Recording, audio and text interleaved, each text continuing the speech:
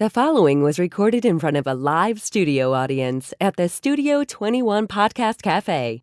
This is the United Podcast Network. Welcome to the Sicilian Corner, winner of the Italian Heritage Media Award, with your hosts, Tom Zappola and Mike Lamazzo. Mikey, boy, main man, how are you, brother? You know something, kid? I'm in my glory. You know, we're getting some light snow here. It's not ice, it's just strictly snow. And it's so beautiful, and it's like air. It's like air. I was just outside, and I went over to my mailbox, and we got about maybe 5 inches. So it's no big deal. You know, they kept on saying we're going to get a foot, but I think that's... Well, you may. It's still early, brother. Yeah, I know, but I think this thing is starting to get ready to wind down. All right, let's bring in Ray. Let's bring in Ray right now. Mr. Ray DiFiore, how are you, handsome? Good morning, everyone. Good morning, Tom. Good morning, Michael. Hey, cousin, how are you? I hope everybody can hear everybody. You're listening to the Sicilian Corner. Tom Zappola, my paisan brother, Mikey Lamazzo, and a man that has gotten just about every honor in the Merrimack Valley here in the greater Boston area. Keys to the city, man of the year, best hair in the Merrimack Valley. Best hair in the Merrimack Valley. Mayor of the year? Only second to Mike. Right. Best hair, both of you guys. You know, Ray, with all due respect, this morning you made a comment about my hat. Why do I wear the silly hat? Why the hell do you think I wear the silly hat? Number one. Well, I have a suspicion.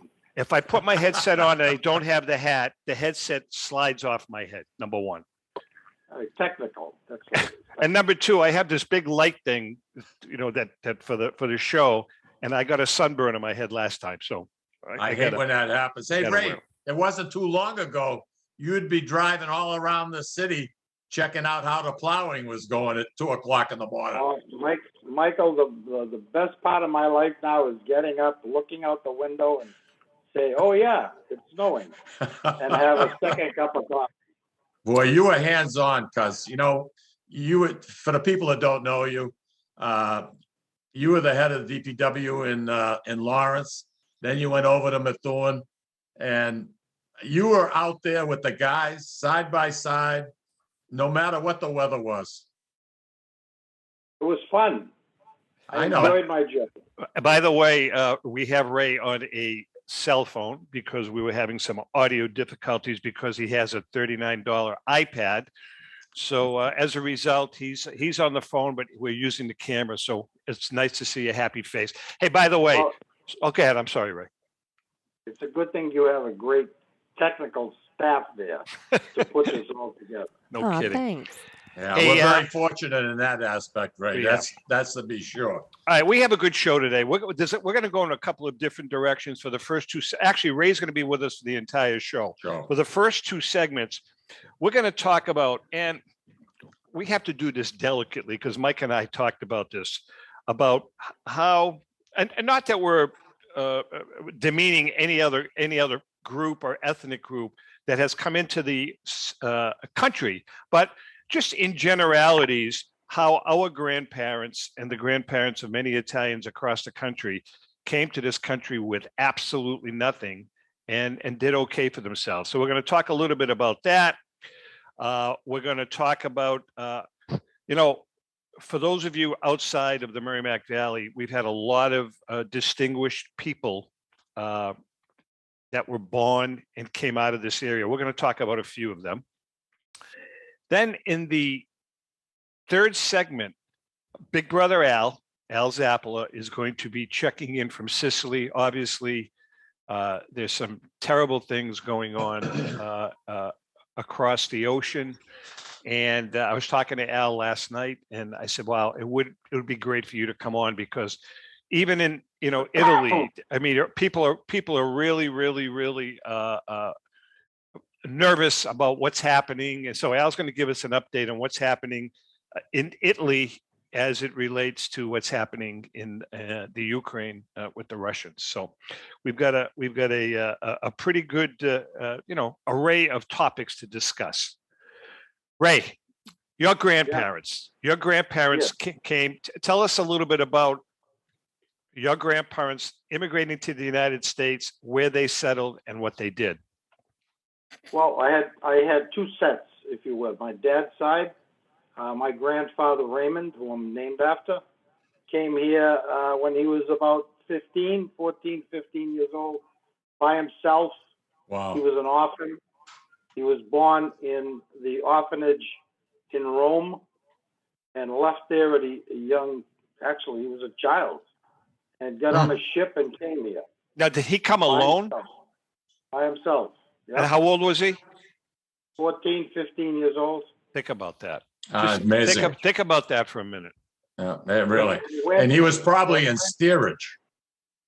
Went up to, I don't think it was first class, Mike. No, that's what I said, steerage.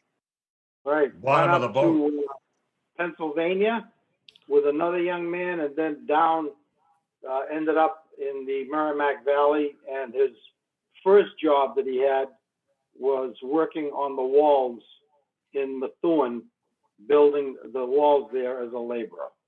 Now, Ray, Um, you said he came, Tommy, I was curious. You're talking the Searles Estate property? all the walls along East Street, Searles Estate, all the inside and out. They had a lot of immigrants from Italy that Yeah. were working on those walls. By the way, real quick, no front end loaders, Mike. No cement mixers. Just a strong back. The way they got the stones up on the wall was with a Unbelievable. donkey and a tripod, and they lifted the stones into place by putting 15 guys underneath that stone and lifting it into place. You know, Ray, and those walls stretch all the way here to Windham, New Hampshire. And Right. they're still standing and they look fantastic. I mean, they really do. They look absolutely fantastic. No cracks. No cracks. Ray, let's take a step back for a minute. So he came here. What was his original? Maybe I missed it. What was his original reasoning for coming here? Just to work, or they couldn't support him? Looking for life. I mean, he came out of an orphanage. You know, Okay. his mother gave him up for adoption. There's some speculations about that. I won't get into it because we really are not sure about it. Yeah. But I did visit the orphanage that he came from. I got his record out of there. And, you know, in those days, if you had a child out of wedlock, that was a big problem. Of course.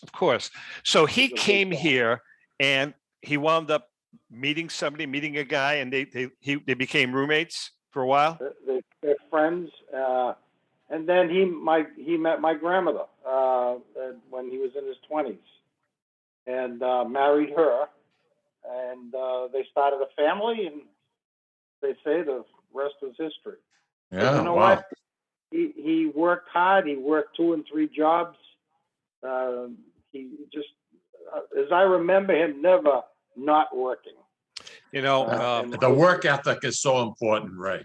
You know, here's a guy that had no education, couldn't speak the language, comes by himself to the United States, and yet made it being very, very successful. And that just goes to prove that, you know, just because you have a college degree, unless you got that work ethic in you, some of the trades can really provide a very good lifestyle. And Well, by I the mean- way, Michael, they had nobody here. Keep that in mind. On the Cousins, other nothing. on the other note, on my Sicilian side, my grandfather, who came from Calabria, and my grandmother came from Sicily, from Biangavilla. When they came here at the turn of the century, you know, there was an organization which was part of the St. Alfio Society. It was the Mutual Sucorso Society, was to help immigrants when they first got here, to establish themselves either with help from other Italians that came here. I remember somebody telling me that my grandfather allowed her father a room in his house because he had no place to stay. Wow. I mean, that's the Ray, way it was. you mentioned Mutual Sucorso, and that was set up, what, 1921? So In that, it's actually a little before that. They were established to help. That was the first socialized, if you will, their own socialized program, which they built and served themselves. Well, If, what I was yeah. going to say though is for our viewers and listeners to understand that the St. Alfio Society, for those out of the Merrimack Valley, is a religious fraternal organization here in the greater Boston area. And the Mutual Sucorso was evolved from the St. Alfio Society through dues.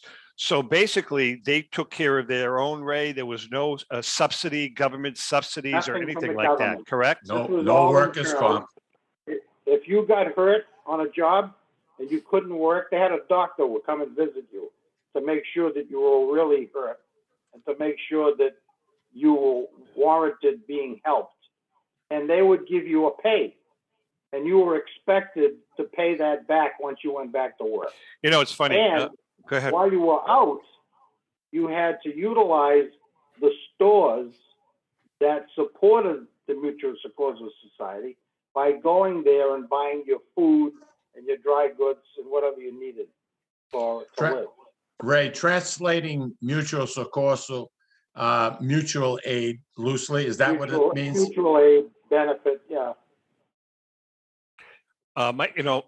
Yeah, similar story with my grandmother on the Zappola side.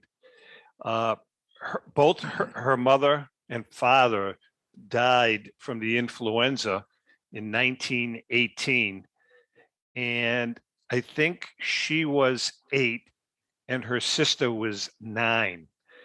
And some relatives over there were so poor they couldn't support them. So they put the 2 little girls on a ship and came to the United States, to the port of Boston, not New York, an 8-year-old and a 9-year-old. And they had one relative here who met them, who lived on Common Street in Lawrence, and took them in. And over the next several years, the Mutual Sucorsos through St. Alfio helped them also. And one of them, you knew my grandmother Augustina, but her sister was married to Jimmy Polizzotti, my aunt Mary. Wow. So again, it's just another example of people helping each other,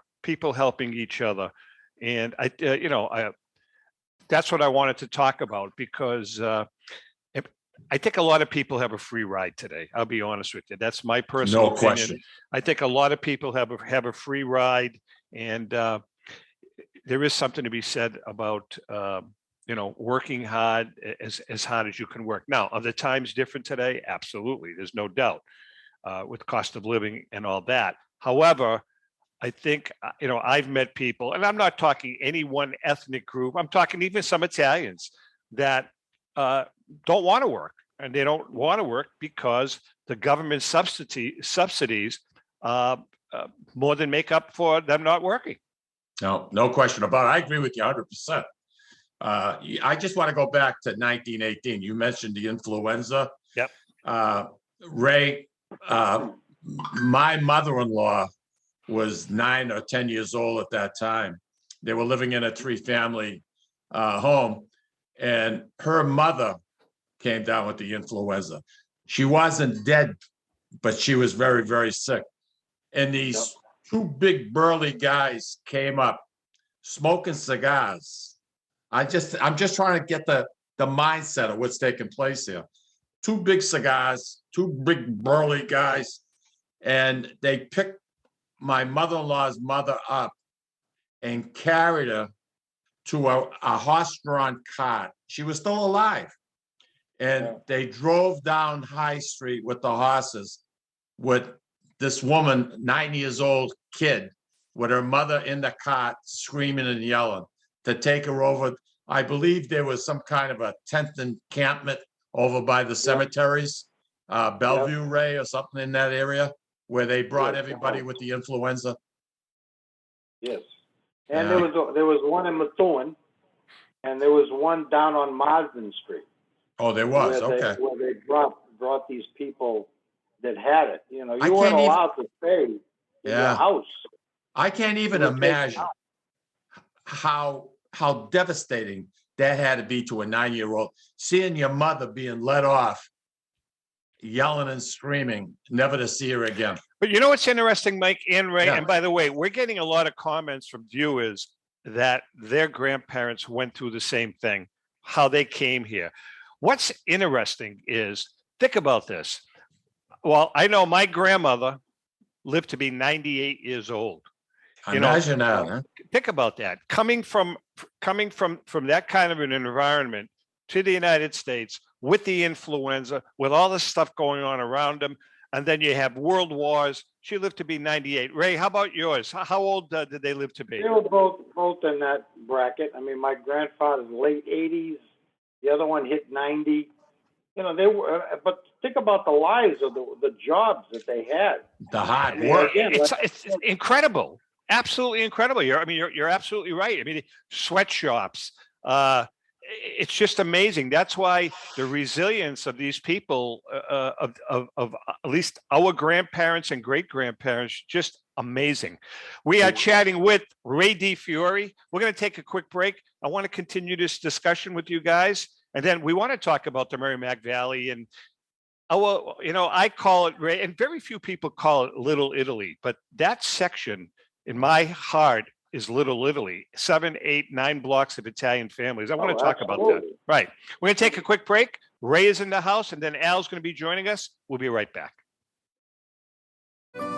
Looking for that something special? All of us here at the Sicilian Corner suggest trying Ristorante Uno, located at 119 Salem Street in Boston's historic North End. For the most exquisite dining experience in an intimate setting that serves authentic regional Italian cuisine and features old country service. Try Ristorante Uno. Did we mention their award-winning wine cellar? Ristorante Uno, 119 Salem Street in Boston's historic North End. Call 617-573-9406 for reservations. That's 617-573-9406. Tell them the boys from the Sicilian Corner sent you. Today, Lawrence General Hospital has affiliations with leading Boston academic medical centers. Top specialists from Beth Israel Deaconess Medical Center and Floating Hospital for Children at Tufts Medical Center work with our local doctors to bring world-class care close to home. Today, amazing partnerships are happening at Lawrence General Hospital. To learn more, visit lawrencegeneral.org/today. Italian artisan cuisine combines simple, fresh ingredients with time-honored preparation to create an incredible culinary experience. At Tuscan Kitchen, located in Salem's historic Depot District, talented chefs prepare everything in-house from scratch for all to see. Guests enjoy their meal literally in our kitchen as food is prepared right in front of you. Wood ovens burn from morning till night, roasting vegetables, baking bread, and firing delightful thin-crust pizzas. Prime steaks are seared on a wood grill. A rotisserie slowly roasts marinated whole chickens and lamb, while a pasta maker creates fresh fettuccine. More than just artisan cuisine, Tuscan Kitchen features the wine bar, live entertainment, weekly wine tastings, and elegant private dining and event space. Call 603-952-4875 or visit TuscanKitchen.com to make a reservation and learn more about the culinary adventure that awaits. In Italy, cooking is an art form. Tuscan Kitchen. Experience artisan Italian. Essex Orthopedics and Optima Sports Medicine is pleased to announce the opening of their American College of Radiology accredited MRI unit at their location at 16 Pelham Road in Salem, New Hampshire. So now, in addition to receiving the best orthopedic care in the Merrimack Valley, as well as physical and occupational therapy at Optima Sports Therapy and Rehab, you can also have your MRI, all in one convenient location. The doctors and staff of Essex Orthopedics and Optima Sports Medicine have been dedicated to providing outstanding medical care to the Merrimack Valley in southern New Hampshire since 1984. Located on Route 97, just off Exit 2 from Route 93 North, on the second floor of the Workout Club of Salem. You deserve the best care, and that's exactly what you'll get from the board-certified surgeons at Essex Orthopedics and Optima Sports Medicine. Please call 603-898-2244 to schedule an appointment. A loyal sponsor for the Sicilian Corner is Hilton Oil Company. Hilton Oil has been located right across from the South Lawrence Common since 1932 at 101 South Union Street. Hilton Oil Company specializes in 24-hour burner service, oil deliveries, including automatic deliveries, serving all the Merrimack Valley area, plus portions of southern New Hampshire. If you want your car fixed right the first time, bring it to Hilton's state-of-the-art service station. Remember, Hilton's is also a Mass State inspection station. Hilton Oil Company, 101 South Union Street in Lawrence. Call 978-687-9793.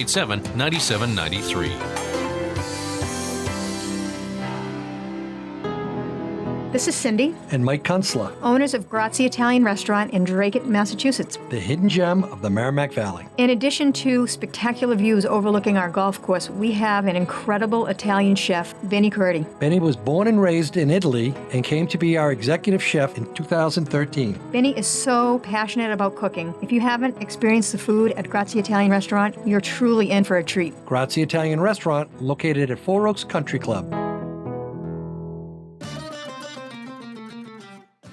Okay, we are back. Mikey Boy, why don't you tell us about our good friends at Butcher Boy? You know something, it's a pleasure. They're our latest sponsor, and I have a lot of history with the Yamin family because I worked there for many years. How many times did they fire you, Mike? Twice that I can remember. Okay. Big Billy, twice I can remember. I think once I walked out, but twice I know I got fired. But they were good enough to take me back. Anyway, long story short, when I started there, it was 1958. They had a slogan, and that slogan was, "Butcher Boy meat can't be beat." Today, they've changed that a little bit. You have the second generation of the Yamins and the Maroon family. And the slogan that they use now is, "It's all about the steak." The steak is what makes it. And you know something, both of those apply. So you know something, we welcome the Butcher Boy on with us. It's a pleasure to have Tommy and Kenny and Joyce as our sponsors. So once again, the Butcher Boy, located in North Andover, Mass, right at the junction of 133 and 125. Beautiful. And I wanted to ask you, I've been here and I got a call this morning from Juniper, Florida, or Jupiter, whatever it is. Jupiter. Yeah, I could care less. Juniper is a tree. I don't like Florida. I can't even pronounce the word. Anyway, they were saying the weather is fantastic. The what, Ray? The lighthouse. You've been there. What's the weather been like? We have right now. There's a cold front. It's 82. Yeah, actually, we've had such a stretch of phenomenal weather over the last 5 or 6 days. It's been 77 to 82, 83, and it's going to be like this for the next 5 or 6 days. What's the ocean temperature? Do you know? Yeah, well, I would say the ocean temperature is probably between 75 and 80. Even now? Yeah, I mean, I was in last Saturday, Ellen and I went to the beach, and I was able to go jump right in. Although I'll tell you what's going on though. Right now, it's been very rough, and the riptides have been brutal. Got to be careful, man. You got to be real careful. You got to be As a matter of fact, what we did was we have literally 2 minutes from the house. We're on the intercoastal, and there's a little private beach on the intercoastal, and we've been going there because it's man-made sand. It's beautiful, and there's no waves, so you can just kind of walk in. So it's kind of cool. Hey, let's get back to our guest today, Ray DiFiore. And once again, Ray, a pleasure to have you on board with us. And we got a bunch of questions we want to ask you. Tommy, you had something? Yeah, well, Ray, I wanted to, you and I grew up in the same neighborhood. I grew up about 3 streets from you. Obviously, I grew up 2 generations after you, because that was in you were born in 1895? 1855. Yeah. 1943. All right, so you're not that much older, but I grew up about 3 streets away from you, and we're talking about how the influx of immigrants came in, worked their asses off, and set up businesses. And I think in our own neighborhood, Ray, If talk about, I mean, we didn't need to really leave that neighborhood for anything, whether it be food, whether it be doctors, lawyers, right? A theater, shoe stores, pharmacies. I mean, markets, produce. Was there anything that we needed that was not in that neighborhood? And every one of those businesses were started by immigrants, correct? Every single one of them. And the place was, you felt very comfortable there. You felt comfortable going into the store, to buy whatever your needs were. And by the way, one block over, you could go to Essex Street, and there were clothing stores, Max and Dukes, a couple of others. My mother would buy our clothes. I don't know why, at Max Men's Shop. That's where she took it. Something my mother we never went to Dukes. We used to buy our clothes at Max. I think, why, Yeah. Ray? I think maybe because it was one of the closer ones to the house. And by the way, they may have bought things from my grandfather. They'd established a relationship that way. But you didn't have to leave the street. Anything you wanted was right there. I mean, we were within from going to the stores to going to church. Exactly. I mean, Mike, you hit it right on the head. We had two theaters. Ray was across the street from the Capitol Theater, and my home was right around the corner from the Central Theater. But I can remember my father doing what we called the Spiza. Which is shopping, folks. Walk out my door to either Catalano's Market or Schoffelow's. He used to spread the wealth. Friday nights, walk diagonally across the street to Ganges Fish Market, right? Calderon's Pharmacy right around the corner. It was wonderful. I envy you guys because I didn't have that experience. For whatever reason, my grandfather grew up in South Lawrence on South Union Street.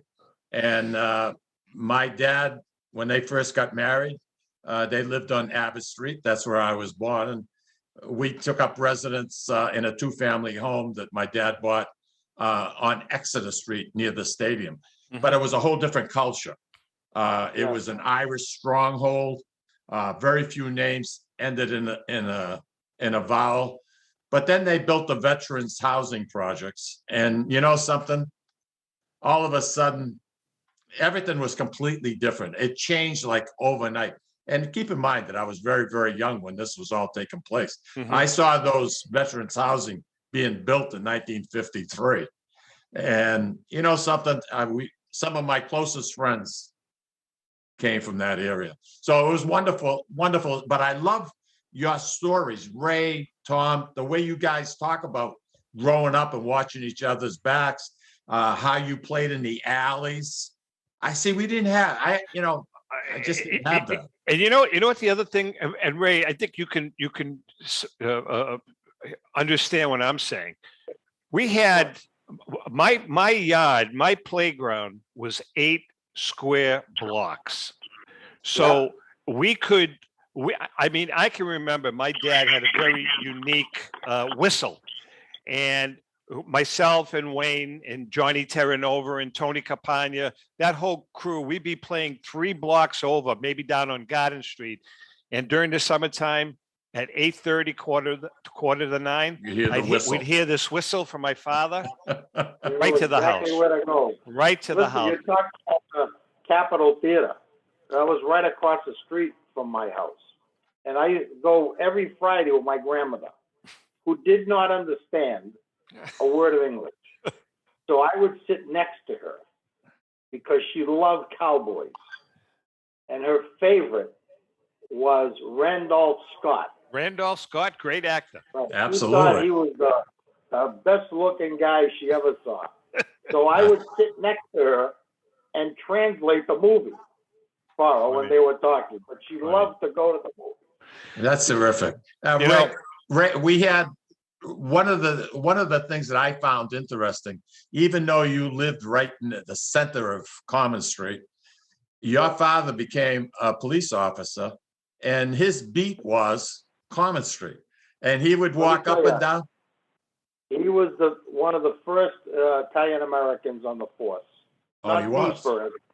But there was a whole group of them right after World War II Okay. when they came back, primarily because most of them were disabled vets. And at that time, civil service, they went to the top of the list. Yep. So it was difficult for the politicians to skip over them. So I see. there was a group of them that became police officers in Lawrence. My dad, those are the years when they walked the beat. And it was a proud thing for us to have somebody from the neighborhood that was appointed a police officer. And to be honest, like Tommy said, if there was a problem in the neighborhood, they didn't call the cops. Oh. They'd come to the house, and my father would go out and talk to whoever was at. That was like the first community policing. You know what's really funny? You're right. We talked about this. We've talked about it a lot in the past. That neighborhood was a real melting pot. You had guys like Ray's dad, police officer. You had lawyers. You had doctors. You had bootleggers. You had bookmakers. You had a 5-star general. And guess what? They all kind of respected one another. True. They blended. That's the word. Blend. But you could. I'll never forget this as long as I live. My late Uncle Sam. I think you remember my Uncle Sam, Effie's husband. I've told this story before, Mike. Yeah. He was a big contractor, huge contractor. At his wake, I'll never forget this as long as I live. How old were you, Tommy? I was 17 years old. Okay. And my aunt waked him. Was it in the house? Yeah, in Andover, because he had done real well. I walked into the living room where there was seating area for the living room. And who's in there shooting the breeze? Governor John Volpe, Attorney General Ed Brooke, and Raymond Patriarca. Raymond Patriarca. Shooting the breeze. I mean, just think about that, and now that, transcends down to our neighborhood where it was a melting pot. Everybody kind of looked out for everybody else. Everybody helped each other. But like with your father, Ray, if you broke the law, you paid the price. Very simple. Right? The other thing. I remember going to that wake, Tommy. Do you really? Yeah. McKay and I were first married when he passed away. I just a little sidebar. I was a pallbearer at that wake, and there was a tactical error that was made. We couldn't get him out the door, so they had to take the big picture window off to get him. Are you serious? Honest to God, because they brought him in the back way, and they had to take the whole picture window out because we couldn't. Well, they were contractors, no problem. Exactly. The other thing about that neighborhood, and not just that neighborhood, but the Merrimack Valley, Lawrence, Methuen, Haverhill, Andover. Think about some of the names, Ray, that have come out of this. I went online. Good point. Leonard Bernstein, one of the greatest conductors in the history of music in the United States, Ray, and I know you had some interaction with him. Why don't you tell us about that? He was, when he turned 65, he came home for a visit. They had a huge event for him. I was on the committee that was able to work on it, along with Rob Barbagallo and Marty Rubio and a few other people. And we put together this celebration for him. And I had the honor of escorting his mother around. Oh, no kidding. Mother, who, Jenny is her name, who worked, and I'll tell you a quick story about her.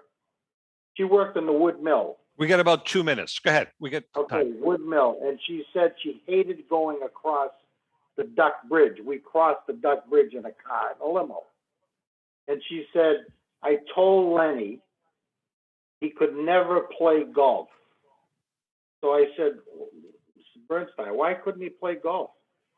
He said, when I worked in that mill that he owned, the windows were so dirty, we would sneak up to the window. One of us would take turns with our aprons, and we would wipe the windows so we could get some sunlight into the room we were working on. Wow. And Amazing. she said, when it was my turn to sneak up to the window, and I looked out, Mr. Wood was on the catwalk hitting golf balls into the Merrimack. Wow. She said, I never forgot that. And I told my son, Lenny, you're never to play golf as long as you do. No. Hey, before we take a break, some of the other, I know, Mike, you're going to be able to relate to some of these names. Robert Frost came out of our great city. Robert Goulet, Wild Bill Donovan. Wild Bill Donovan was a great pitcher for the New York Yankees and Detroit Tigers, became a manager and was tragically killed in a train wreck during the 20s. General Antonelli, 5-star general. Sully Erna, right? Sully Erna, the son of our good friend Sal Erna, who and his band Godsmack. Did you know Joe Perry, Mike, is from Lawrence? I didn't know that. Do you know who Joe Perry is? Yeah, he's some kind of a musician. He's the lead guitarist for Aerosmith. Yeah, I should have known that. Thelma Todd. My cousin Chris Lennertz. I have to include him. Chris Lennertz is a cousin of mine that's out in California, and he's penciled to be the next John Williams. He's doing musical scores for all the major motion pictures now and writing them. Really? Yep. Tommy, go back to General Antonelli. 4-star. 4-star general, graduated from Annapolis, which was very unusual in that era, was on Guadalcanal, received the Navy Cross, was recommended for the congressional but did not get it.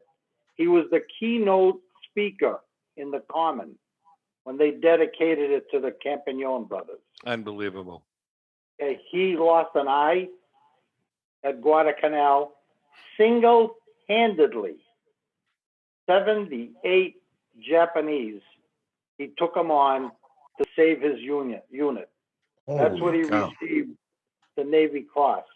And at being wounded, still found the time to drag his men to safety. Unbelievable. Hey, Ray, can you stick around? Sure. All right, we're going to take a quick break. Hopefully we can get Big Al. There's a lot going on in Europe, so we want to get it right from the horse's mouth. Hang in there. We'll be right back. This is David from the Sicilian Corner. You know, Mike, Tom, and I love to go to Salisbury Beach, but we love different things and we can never agree. Tom likes the casual family-style dining with great Italian cuisine, Capri Seaside Italian Grill.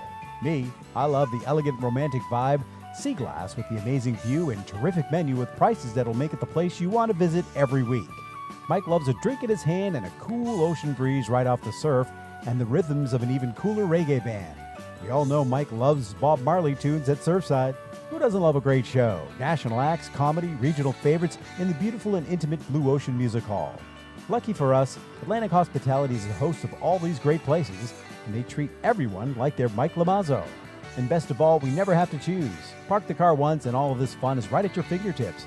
We can have it all in the heart of Salisbury Beach. Find out about all the ways you can have a great night at Salisbury Beach at northshorepavilion.com. And Mike, Tom, and I will see you there. This is Tom Zappala. Located in the heart of downtown Haverhill, the Haverhill Beef Company is a full-service, old-fashioned butcher shop and meat market that continues to be a valued family tradition since 1952. Peter and Monica Carboni's Haverhill Beef offers individualized service from an outstanding selection of marinated sirloin tips, homemade sausage, marinated chicken, and thick, juicy Chairman Reserve steaks. Your family deserves the best, so call Peter at 978-374-4795 or visit their website at www.haverhillbeef.com. Hi, this is Mike, and I would like to tell you about the Deborah Care Law Offices, a firm that is focused on estate planning, probate, trust administration, and elder law issues. issues. You will feel comfortable discussing important issues concerning both you and your loved ones, as well as having the information you need to make an informed decision about your family's future. How do I know? Because I'm a client of Dan Deborah Care. If you want to have peace of mind knowing that your loved ones are protected, call Deborah Care Law offices today. In Massachusetts, 978-686-4645. In New Hampshire, 603-894-4141. At Catadella Funeral Home, we reinvest in our business to provide your family with the best facilities. It begins with a beautifully landscaped exterior, parking for 250 vehicles, and a comfortable and inviting access to our renovated interior. Funerals can be costly, so you should review and compare plans to make sure you receive services that are fairly priced. I invite you to experience the Catadella difference in cost, facility, and service. Catadella's honoring and celebrating the lives of the people we loved, providing exceptional care since 1929. This is Cindy, And Mike Kunstler, owners of Grazie Italian Restaurant in Dracut, Massachusetts. the hidden gem of the Merrimack Valley. In addition to spectacular views overlooking our golf course, we have an incredible Italian chef, Benny Curti. Benny was born and raised in Italy and came to be our executive chef in 2013. Benny is so passionate about cooking. If you haven't experienced the food at Grazie Italian Restaurant, you're truly in for a treat. Grazie Italian Restaurant, located at Four Oaks Country Club. Okay, we are back, and Big Brother Al is in the house with us from Sicily. You know, Al, I don't know if you remember this, but, you know, Mikey, Al asked me to ship him a cowboy steak for two for him and Esther. And I was going to, but the thing was going to cost me $685 in shipping. So, Al, you're out. But, Al, what do you think about Butcher Boy?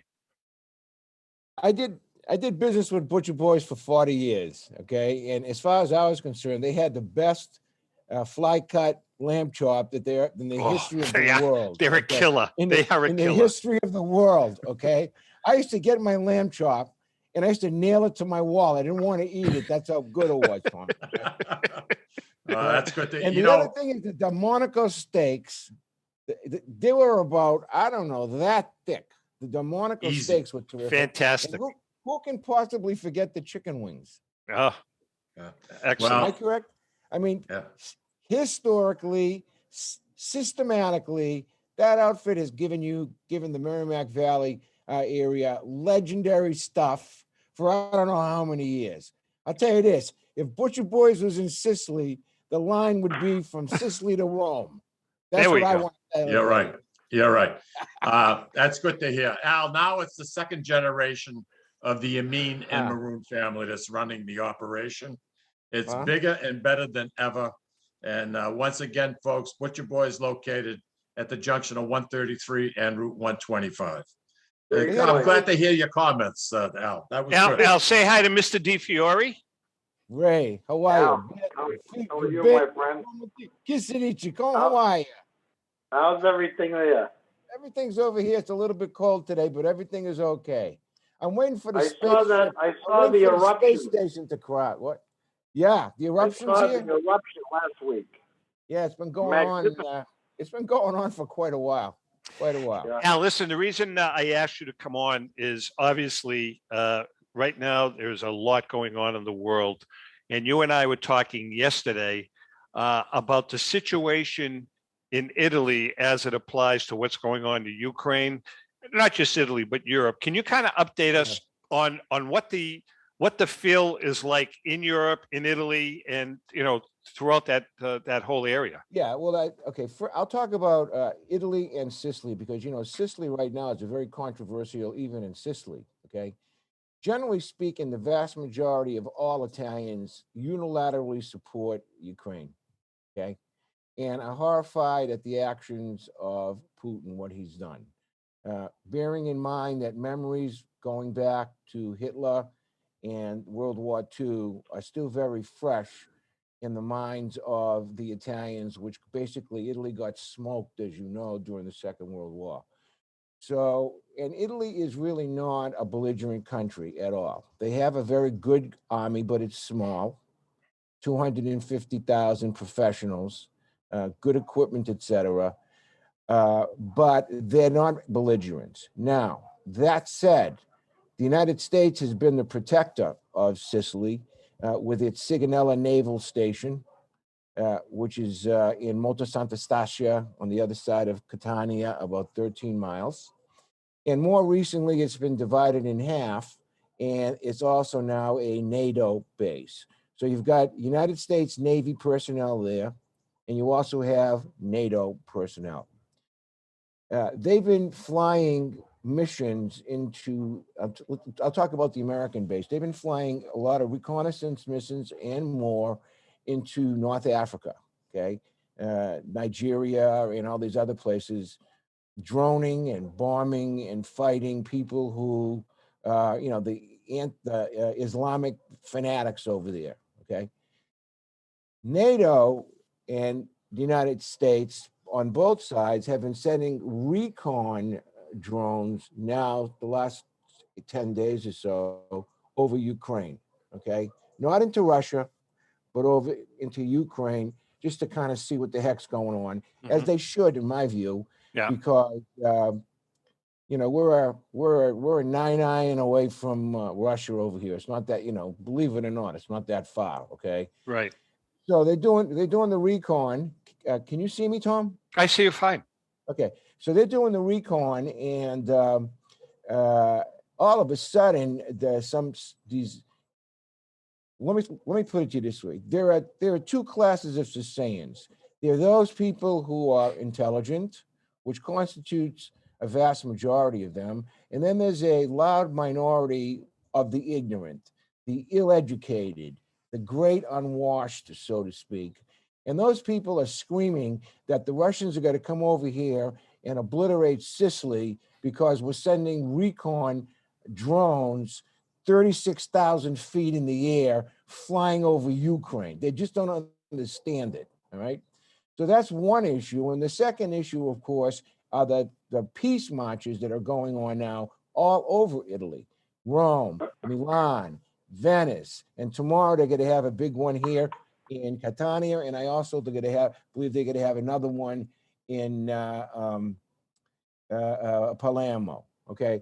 And now to top it off, which is like the icing on the cake, somebody put a story up that's having some juice right now that the Russian director of the space station either threatened or said that they're going to redirect the space station to crash in the United States or in Europe.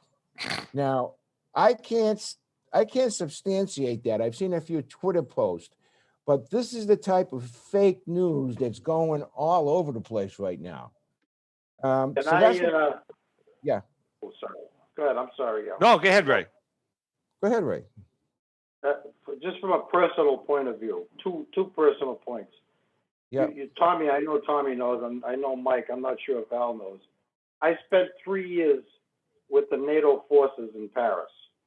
I worked for the head of SACEUR, which is the person that was in charge of logistics. Yep. I had a crypto top secret clearance. I work with them very, very closely. NATO is so important to Europe and to the world. I cannot express that enough. I sat there for 3 years. It was 15 countries at that time. Yeah. Now there's in excess of 30. Here's what Ray, you're preaching to the choir. Very important. And on a second point of view, 21 years ago, my daughter Rose adopted my grandson. That's right. I forgot about that. From Ukraine, who is now going into a senior year at Embry-Riddle as an aeronautical engineer scientist. And I can't tell you how much I think about if he was still there. Right. Wow. He'd be 21 years. He is 21 years old. He'd be in the military. Yeah. 16, they let you go from the orphanage. He would be in the military. Yeah. He would And be in the you're on military. your own. But, Al, I have a question for you, Al, and you don't have to elaborate if you choose not to. You and I were having a conversation about an individual that lives in Russia that you were having a conversation with via cell phone. because I wanted to get your finger on the pulse as to what was going on in Russia. And somebody, you have a pretty close relationship with somebody that is a Gen Xer there. Can you tell us about can you? Sure. I mean, go ahead. not only one person, several people. I've been doing quite a bit of what I do over here, which is kind of snooping around, just to try to get stuff squared away. But first of all, let me say this to you, okay? And this is between me, you, and the lamppost. But the whole elan, the spirit, the fighting spirit of those soldiers, the Russian soldiers in Ukraine, is very, very low. The morale is very, very low. Why is it very, very low? Because they are on the offense, they're not on the defense, okay? You got the Ukraine fighting for their homeland, and you have the Russians now acting as an invading force, which was completely the opposite of how it was during the Second World War, when the Nazis were the invading force. Right. Okay, so that's number one. They're like, why are we here? Why are we here? The second thing is the young kids have pretty much gotten their neck stepped on by Putin in terms of any type of freedom of speech type of stuff. Well, there's been tremendous amount of spontaneous demonstrations in St. Petersburg, in Moscow, and in other cities began last night, culminating with so far over 1,200 arrests in Russia by Russians, all right? The ruble is down 6 to 7%. Yesterday, the Russian stock market crashed by over 33%. So things are happening, but because the Russian propaganda machine is so fine-tuned with these things called bots. A bot, by the way, is a computer-generated non-person, a computer, an artificial intelligence computer thread that comes up with a phony name and comments all over Facebook and Twitter and etc. They call them bots, B-O-T. Yeah, I think I've read about that. Now, just to add though, what you're saying, we got about 4 minutes left. Today, it was all over the news. I don't know if you're aware of this. There's a hacking group, worldwide hacking group called Anonymous. I don't know if you've ever heard of them. They're the ones that wear those big masks. The entire world group of Anonymous has declared war on the Russians today. They declared war on the Russians, and they are going to do everything in their power to hack into everything Russia has relative to resources to disrupt all of their technological stuff. So it's real interesting. We got about 3 minutes, Al. Tom, the crucial thing, brother, is the air cover over Ukraine. There is no air cover, okay? So that means two things are happening right now. Cruise missiles are raining down on the population in all these strategic places, number one. And so are planes, and so are helicopters, okay? It's a mismatch in the air, not on the ground, in the air. What they need are shoulder-held, what are those things called? The Raynos, bazookas. What are they called, Ray? No, they're anti-aircraft Stinger missiles. They need Stinger missiles, and plenty of them. 1,000 of them would turn the whole thing around.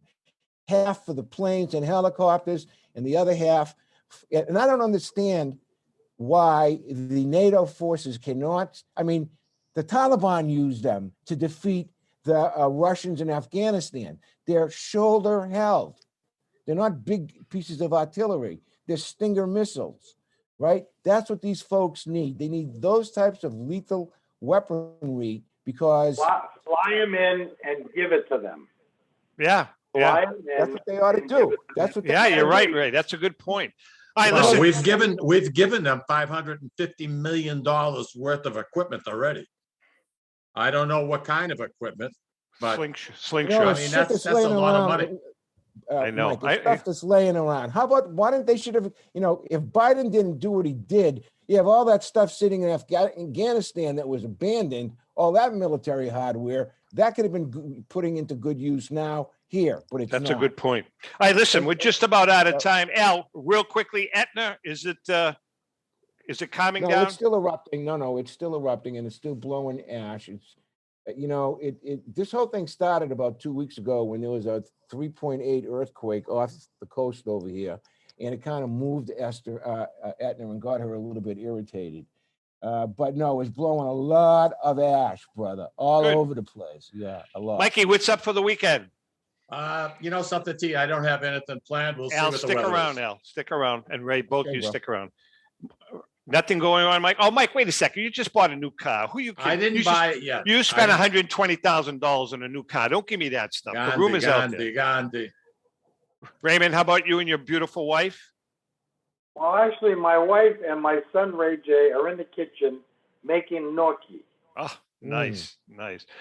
Ellen and I are going out. We're meeting a good friend. And by the way, his name is Ray Bono, a different Ray Bono. We're meeting Ray today. He's taking us out to lunch to the Seasons 52 restaurant up in Juno Beach. And then I'm going to come. I have no tan line, so I want to make sure that I continue that. Tom, you have a nice tan line on your forehead. All right, guys, I think we're just about out of time. Mikey, have a great weekend. Don't hang up, guys. I want to thank you after the show. Love all of you. And to our viewers and listeners, pray for the people in Ukraine. And remember, if you can't make fun of yourself, please don't make fun of anyone. Have a wonderful weekend, everybody. Have a great week, guys. God bless you and your family, huh? Audio Jungle.